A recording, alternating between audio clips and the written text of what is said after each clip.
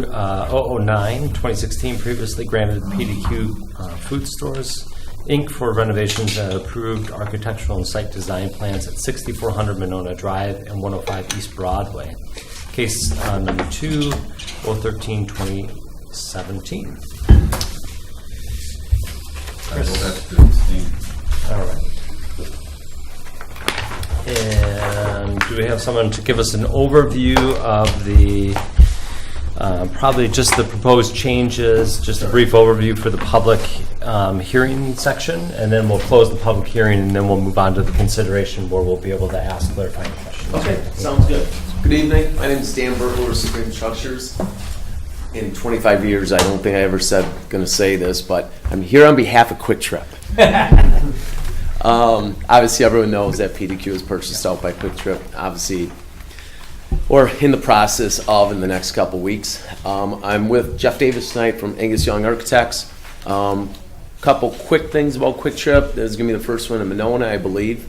And I was just telling Sonia, currently building a food pantry in Oregon, Wisconsin, and Quick Trip ended up donating all the shelving from a brand new PDQ store we just built in New Berlin for Quick Trip. So they're an asset to the community, 100%. Didn't want to start the meeting that way because we're, as well as I was, very worried about my main client leaving. I'm really excited where Quick Trip is and taking us. So here I am on behalf of them tonight. Not a lot of changes, nothing site work related. Really, the couple changes, and Jeff can go in more detail with them. One is the asphalt. The asphalt is all gone. Quick Trip feels to spend a lot more money and do all their lots in concrete, less downtime, and longevity of it. The other one would be the shingles. Went to a typical asphalt shingle to a standing seam roof, which is about 3 times the cost, but really is gorgeous with the setting.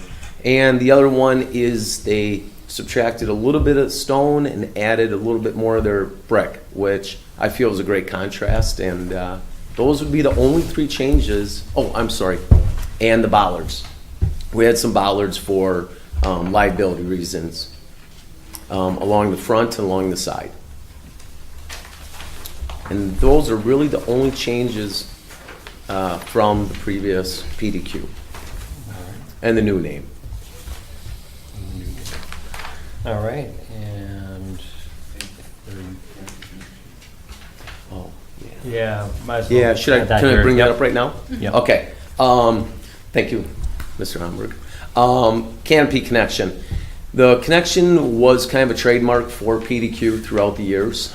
They felt it set them apart from all the other convenience stores. Because Quick Trip did not want to really change anything besides a couple of the color and finishes, they left it on the plan.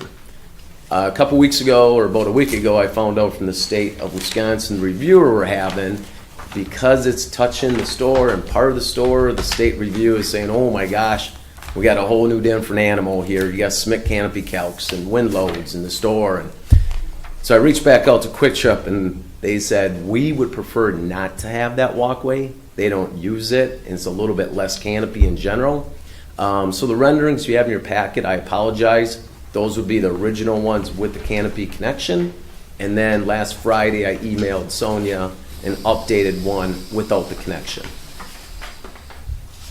And those were emailed to you on Friday as well. All right. And we will close the public hearing section and move on to item 6B, which is the consideration of action on the request by Quick Trip for the revision to the zoning permit number 209-2016, previously granted to PDQ Food Stores Inc. for a revision to the approved architectural and site design plans at 6400 Monona Drive and 105 East Broadway, case 2-013-2017. Sign. This is before the Plan Commission as a review of a revision to the zoning permit because of the substantial changes proposed to what was previously approved for PDQ. The staff report recommends approval with 2 findings of fact. First, that the zoning permit will transfer to Quick Trip all the previously granted to PDQ. And number 2, all of the plans and the approvals associated with that PDQ zoning permit will remain in effect, except for the items that Mr. Bertler just outlined and that are listed on the first page of the staff report. There were also a couple of questions about the number of gas pumps. The rendering shows 10. They intend to only have 8, and that is taken into account as well in the finding of fact number 2, where all previous conditions with PDQ would remain in effect. It was just an older rendering that wasn't updated except for the building materials. Good catch. And Sunny, the only piece I didn't see in here was the idea about the canopy was not added in. Correct, yep. This was written before I Prior received to that that. information, so we would want to add a condition either allowing or not allowing that canopy change. All right, seeing that there were fairly minor changes, but they were significant enough that it made sense to document some of the changes that we felt. Absolutely. A quick meeting here is more important than undoing things, so. Agreed. Look to the commission for any questions, concerns, or motion for approval, and considering the idea about the canopy. I'll make a motion for approval incorporating the findings of fact suggested by staff, adding a F to indicate that the canopy may be removed or maybe does not have to be constructed. Is there a second? Second. All right, any further discussion or questions? Just for clarification, so the canopy, the part you're talking about is just the part that connects? Just the connection from the Okay. main, where the pumps are to the building. Okay, and the problem with that was just more concerned. Couple things. One, Quick Trip, it's not typical for Right. many convenience stores, but more importantly, because it's connected to the building, the state reviewer wants everything engineered as a whole. I see. And you have one manufacturer with the Steel King, and we've never had this issue before, just new reviewer, different codes. Got it. That makes sense, okay. A question I had that didn't come up here, so I assume it's still part of the plan, was the car wash. Still part of the plan, yep. I knew that had come up at one time. So any other questions, the committee members? All right, hearing none, all those in favor say aye. Aye. Opposed? All right, thank you very much for coming Thank you. out. Thanks, guys. All right, we can move on to item 6C, which is the pre-hearing review and discussion of zoning code amendments for the 2016 recodification project, case number 2014-2017, something that continues to live. So we spent many meetings on this last fall, I believe it was, and we thought that at that point it would just be taken to city council for final adoption of the ordinance that would adopt the entire code book for the city. But because the zoning code is treated separately in state statutes, the Plan Commission needs to hold a separate public hearing and preceded by a Class 2 notice on that review. So we needed to get this on the agenda one more time. Also, we plan to review it in one read, but because of the time it takes to publish a Class 2 notice, we won't be able to act on this item until the October 9th meeting. So because we had the extra time here, I just included it in the packet in case there were any questions or requests for revisions before the October 9th meeting. I can go through anything if you have questions. Can you maybe just orient us to the difference between the two documents that Yes. seem to be in the packet? The first 4 or 5 pages that say Schedule A at the bottom, those are from the recodification company, General Code, and they produced this whole 78-page document, of which this is just a portion, that summarizes all of the changes in the entire municipal code book that we did last year. So these 5 or so pages are just the parts that relate to the zoning code.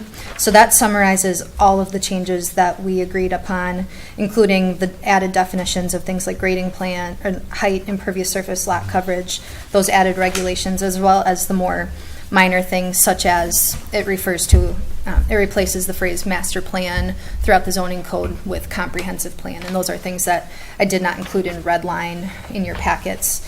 So after that 5 or so page section are the red lines as the plan commission requested, just to make sure that the changes we all agreed upon were transcribed correctly.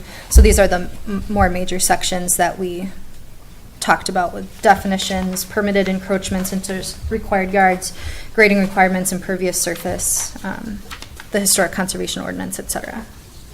And was there significance with the blue text? No, I don't know Okay. how that happens. Okay. All right, any questions?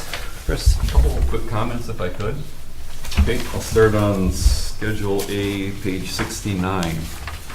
Actually, maybe 68. And on this subsection C, we go ABC. Well, earth station dish antennas over 2 feet in diameter are prohibited, which I get. And then we talk about how we can have a variance to have one. And then if we go into the next page, it says a fee shall be paid as set by the common council. So to me, since that's in a separate section by itself, does that mean that now if I'm going to put a DirecTV dish under 2 feet on my house, I have to pay a fee? It's confusing. I think that means you'd have to pay a fee to get the variance to get one over that size, but then it should be a subsection of the one that talks about getting one that size, it would seem to me. Otherwise, when I read through it, it's confusing. I'm not sure. And then the last thing says these requirements don't apply to earth station dish 2 foot in diameter or less, which they're excluded at first. So which requirements, the fee or the variance? It seems like it could be organized just a little clearer that we're just excluding earth station dishes, and then have a subsection B, and then within that some subsections that talk about all other stuff. And then it'd be clear that it doesn't apply to dish, DirecTV or something if somebody wants to have one. Reading it, I'm not sure what it means. Okay. And I know what it's supposed to mean. I think I could see where it could get confusing to somebody that is looking at it for the first time.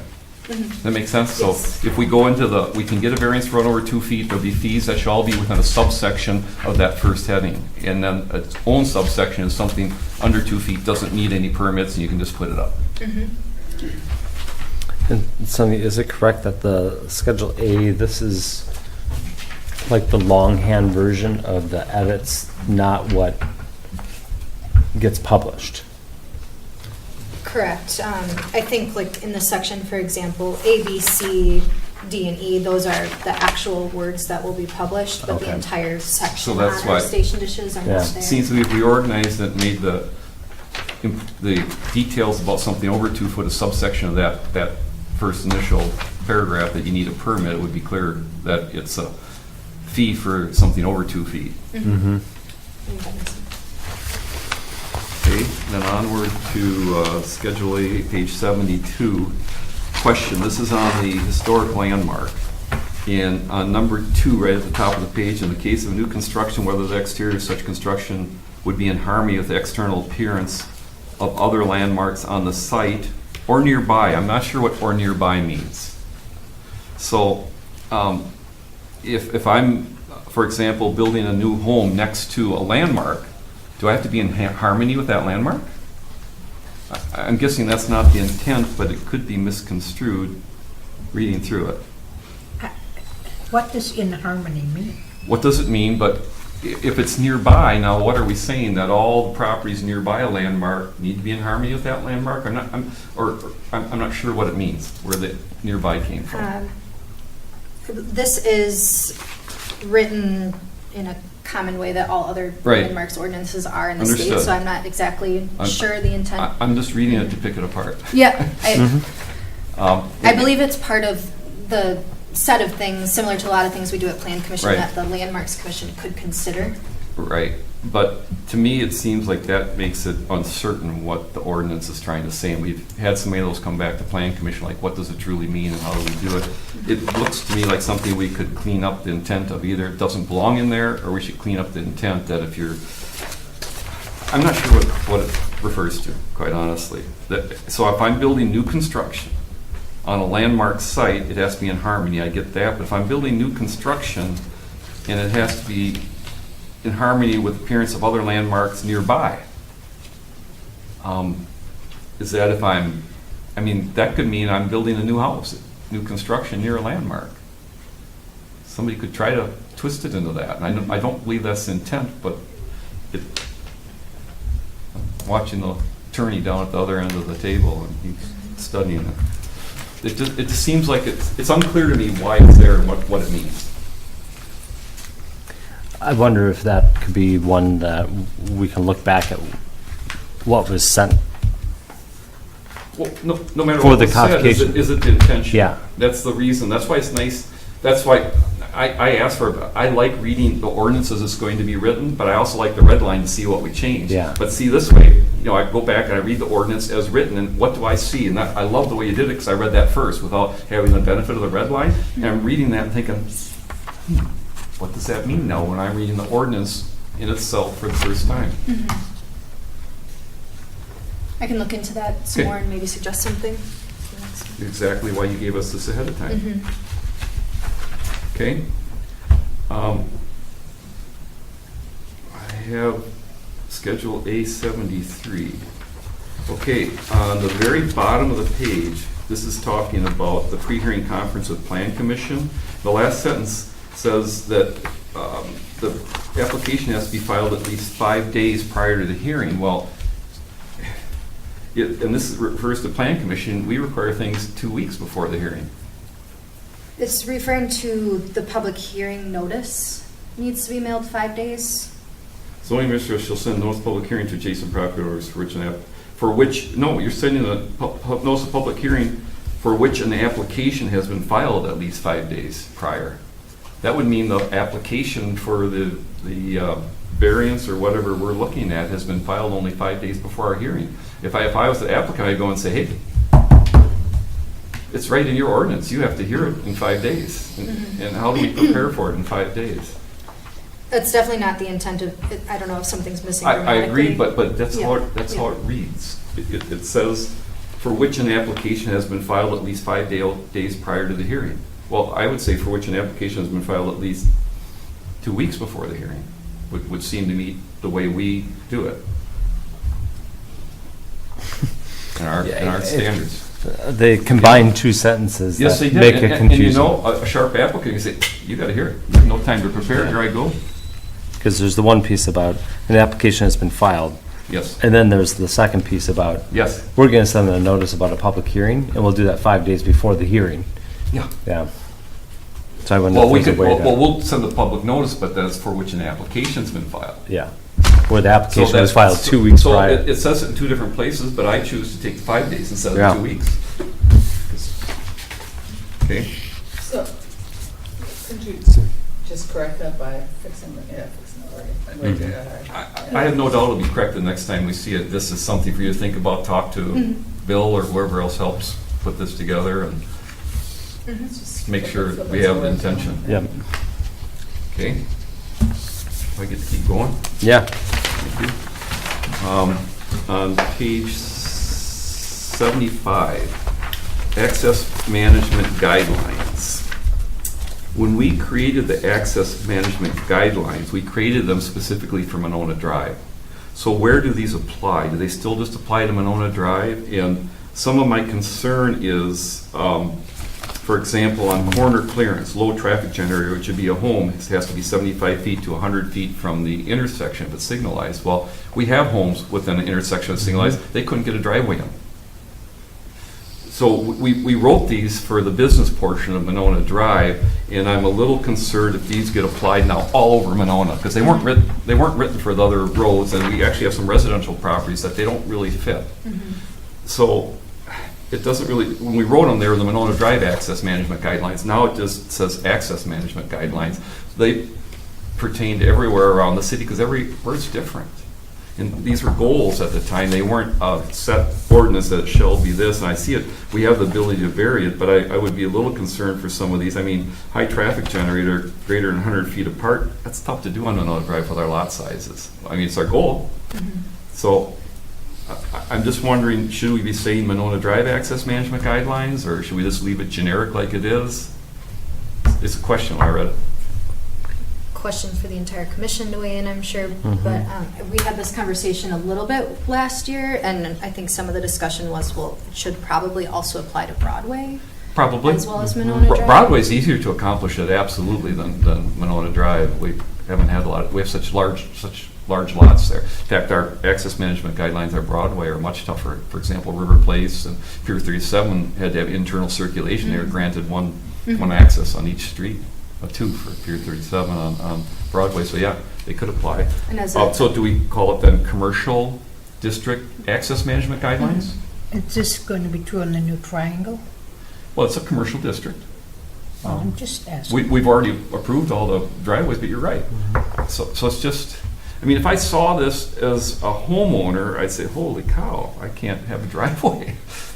And it was never intended, I think, to be in residential areas.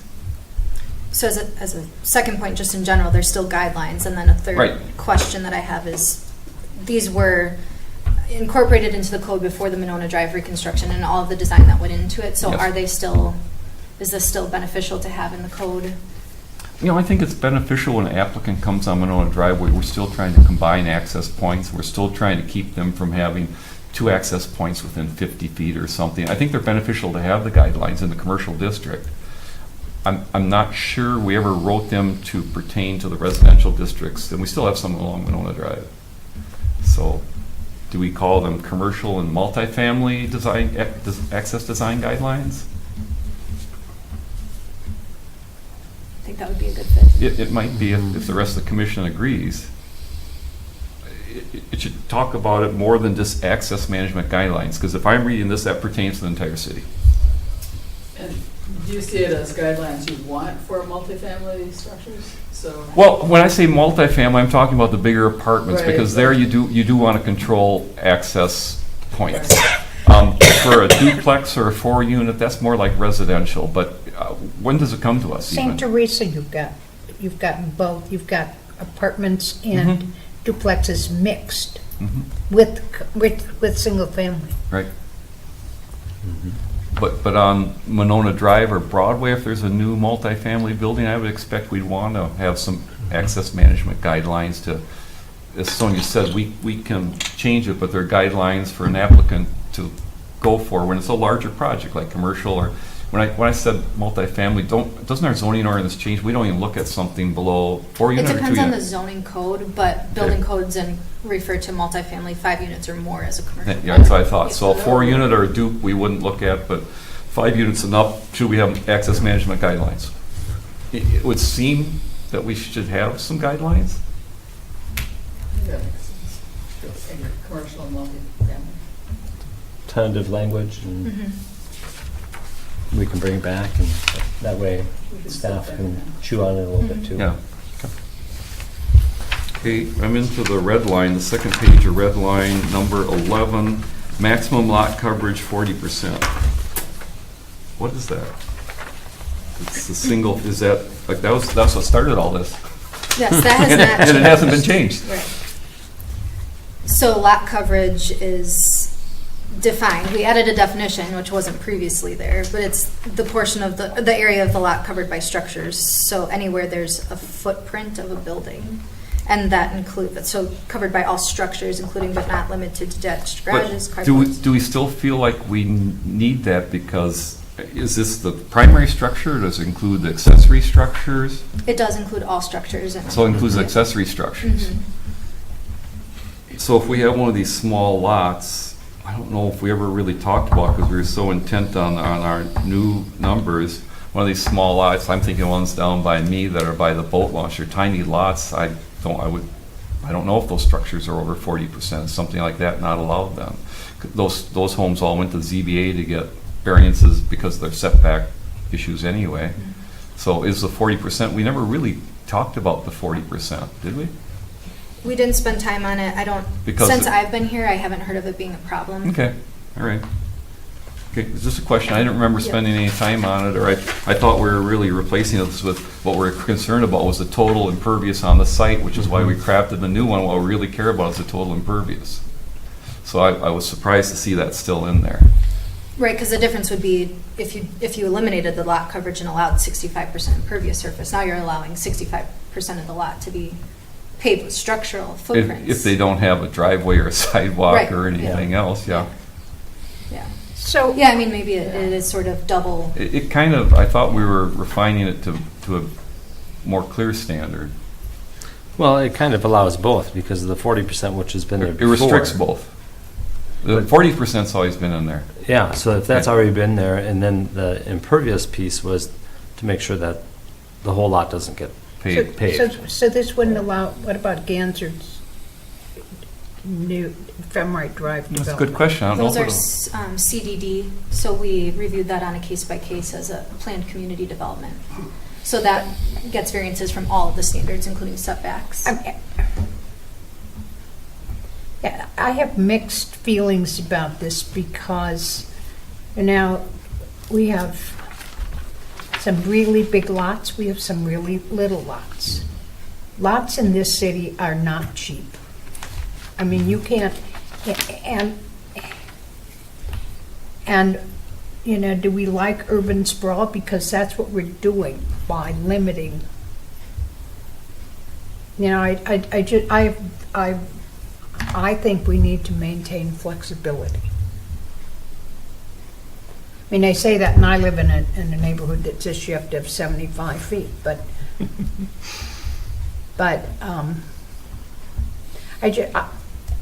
I'm not sure I think 40% is, I mean, is that what most communities allow?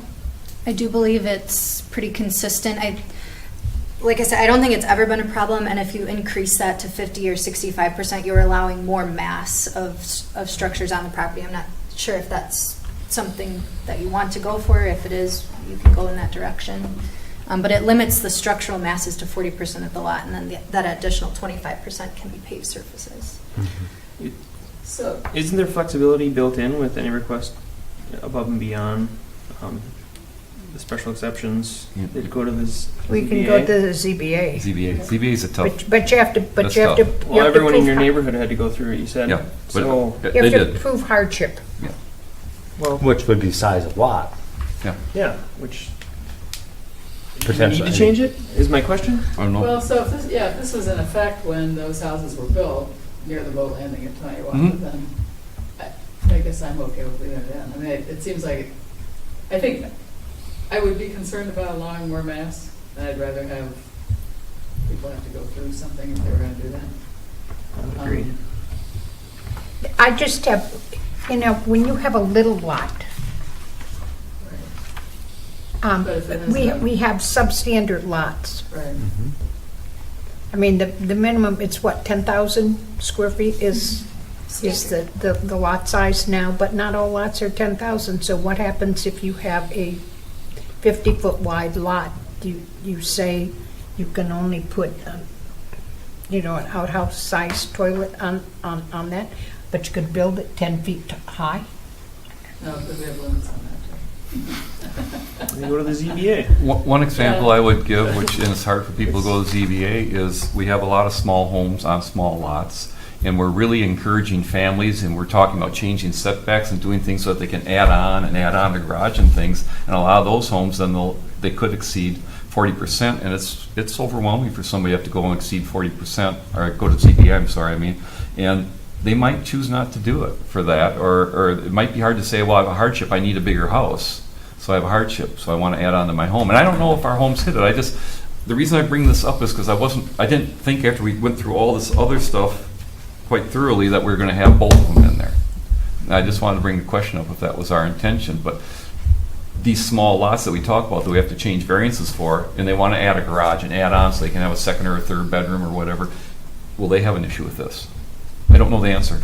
I can look into some examples. My Okay. opinion now is it's really just not a problem. I Okay. think we have on average 5 variances per year, Okay. and they're rarely ever for lot coverage. They're mostly Maybe we could just setbacks. check before our next meeting and see if some of these, like where they want to add on to a home.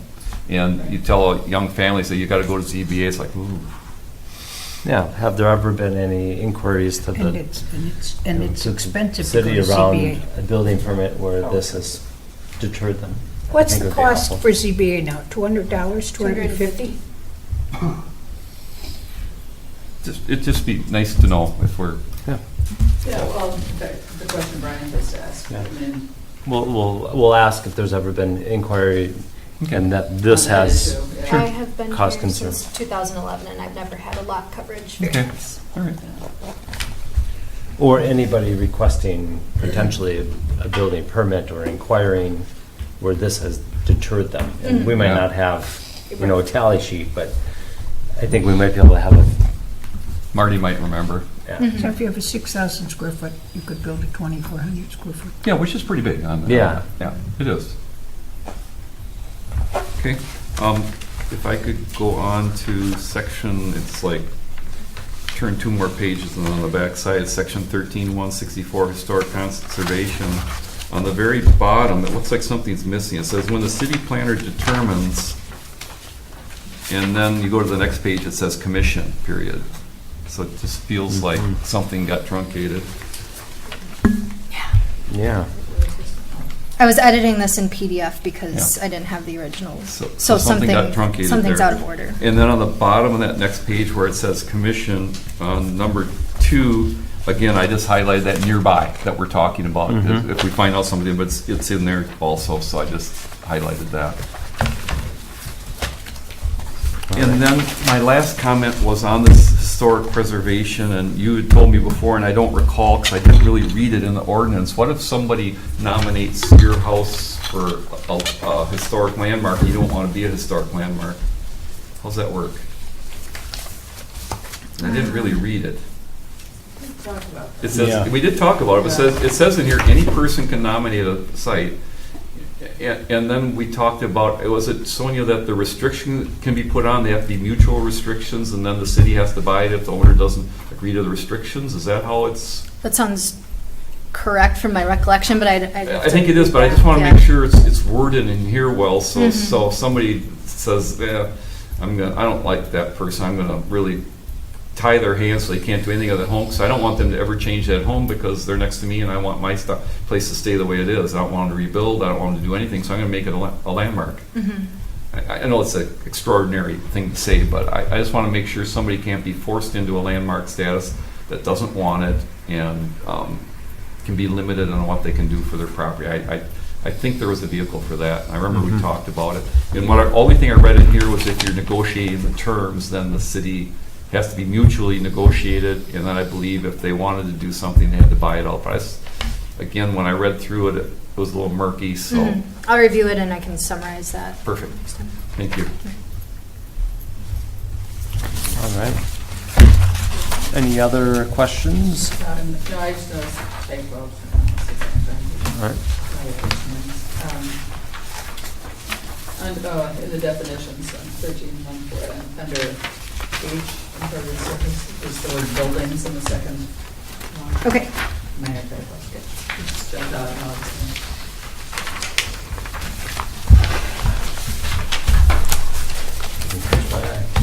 All right. Any others?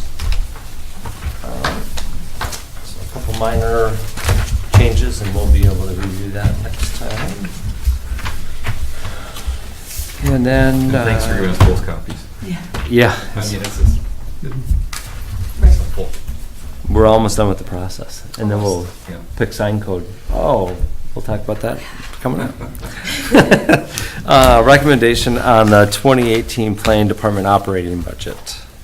Simple as always. I highlighted in the budget spreadsheet with the line items on it. The very last column says 2018 committee budget. That's where the Plan Commission is supposed to either concur or deviate from what I've recommended in the column to the left, the department budget. And I highlighted the 4 items that really have any flexibility. So Mark, the finance director, figures out the rest of it. So professional development stays the same, $2,800. I increased planning department supplies based on past use. A couple of years were closer to 700, so I increased that by 100. Landmarks Commission supplies minimal at 200 for various projects. And then the last item is brand new. I've recommended $15,000 to hire a consultant to rewrite our entire sign code. I think that will be much more efficient than us trying to do it in between meetings and canceling meetings here and there. And it's been on the list for probably 5 to 10 years. So moreover, our sign code is just a complete mess. It's totally disorganized and has so many errors, doesn't make a lot of sense in some places. But then on top of that, we had that 2015 Supreme Court decision about content regulation. I think this will save a lot of time on our attorney's side of things as well. And I did get a quote from Vanderwall and Associates to rewrite that. They recommended 9 to 15, depending on how much you want to pull it apart. And I think we're definitely on the higher end. So. How much is a start over job? No. Yeah. It's essentially. I think we can do it ourselves. Yeah. All right, any? Chair for the subcommittee, you know? Yeah, maybe that's where Dale is. Any questions about the proposed budget or recommendation? No, I think. Do you want a motion? Go for it. Move approval. Is there a second? Second. All right, Chris, you have I think it's a good idea to get some professional help on the sign code, because we're in waters, some of which we don't understand as far as the Supreme Court ruling. Mhm. And as you said, that they have some background as far as what we're looking for our sign code. It's not reinventing the wheel. Mhm. Good. So I think it's a good idea, Good. as long as we can have plenty of input. Mhm. That might be more than 15,000. All right, any further questions? All right, seeing none, all those in favor say aye. Aye. Opposed? All right. Operating budget has moved forward, and then a review and discussion of the conditions approval sheet, which is our big sheet here in Sunny. I'm not sure if you have some that you wanted to highlight. The last time we reviewed this was probably 9 months ago or so, and usually I have some to pull out that have been problematic, that aren't completing what they were required to do, but most of these are just sort of in progress. So there was just the one worth noting. There was a question on Starian Financial. Their sign is limited, concurrent with the end of Starian's lease term ending, which is January 2018. At that time, that off-premise ground sign needs to be removed. Okay. Chris? I just want to say thanks. It's helpful to see it once in a while. Yes. It's helpful to refresh our memories on what's out there and what we're still taking a look at. So I find it helpful to see periodically.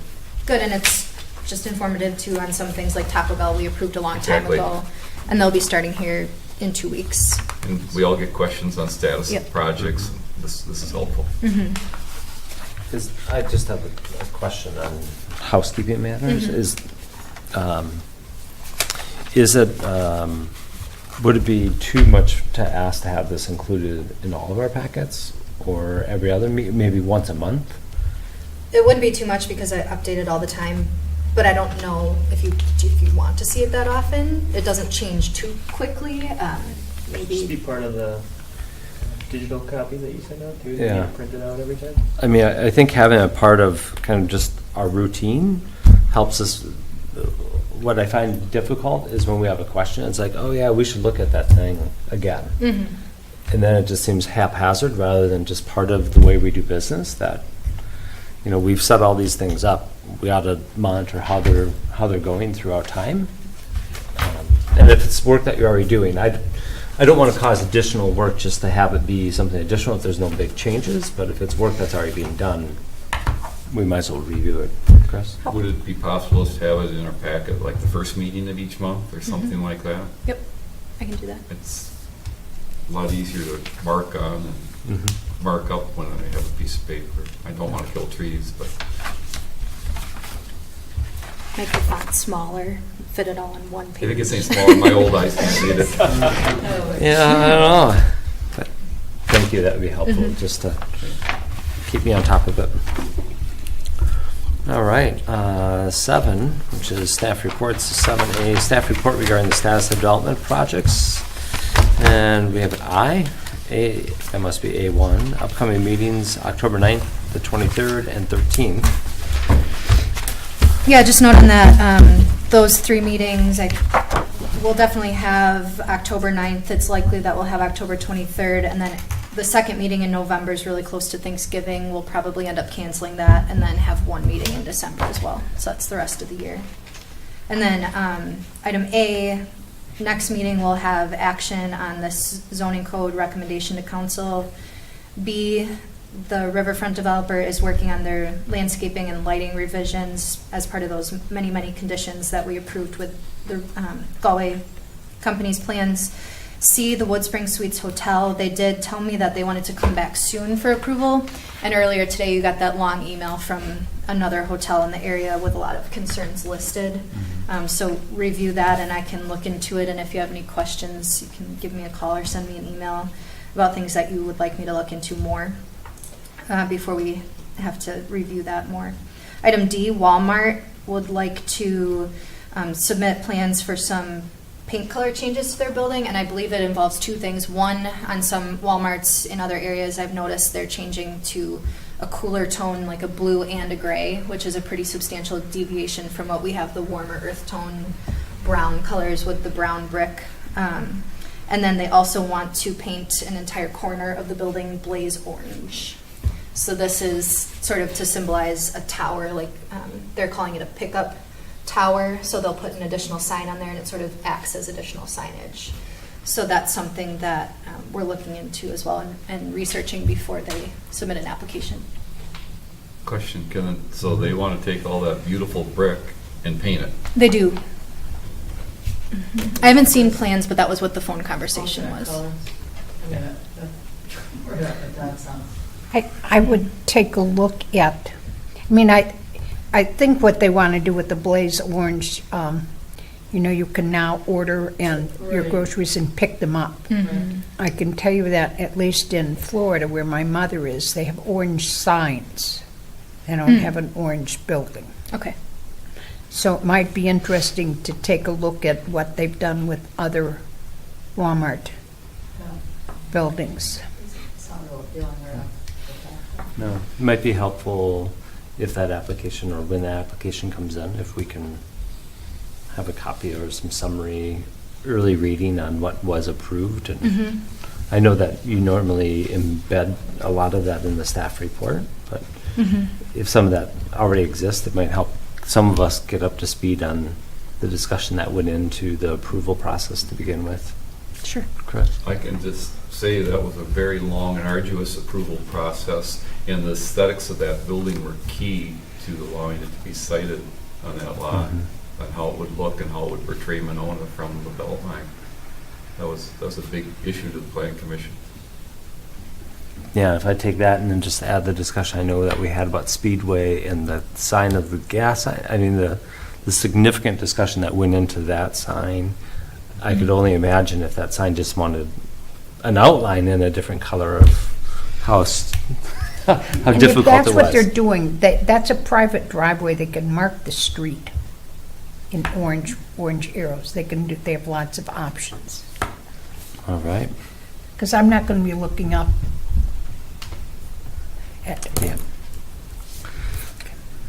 All right, then the last item there, E. Craig Frank's proposed development at St. Teresa Terrace and Monona Drive. Plan Commission feedback was density was too high. He had proposed 36 units, I think. No, it was 34 when we were here at Plan Commission, and he reduced that to 30 and had reduced the length of the building east-west by about 10 feet. Went to CDA with the TIF request. Coming out of closed session, the CDA's direction to staff was not to draft a development agreement. At this time, the direction to the developer was to work with our consultant, Gary Becker.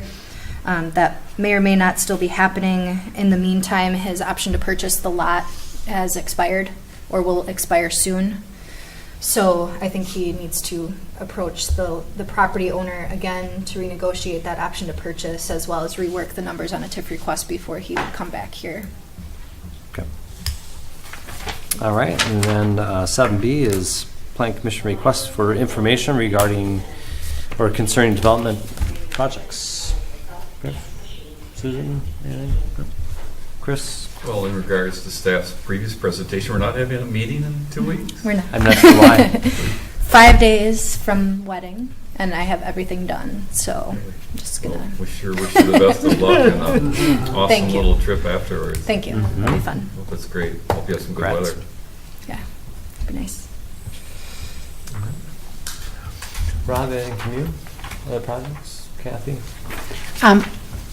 I have a trip in October, and I'll be gone to California for the entire month, sorry. Okay, It's my last trip this year. Are you taking others on that trip? Yeah, I'm taking my entire bridge group. Yeah, For the entire month? No, for a week. they get a week, she gets a month. What's it take to be on your bridge group? You can join. We've been doing it for 40 years. All right, so we will move on. Item 8, motion for adjournment. A second? Second. All those in favor say aye. Aye. Opposed? All right, we are adjourned.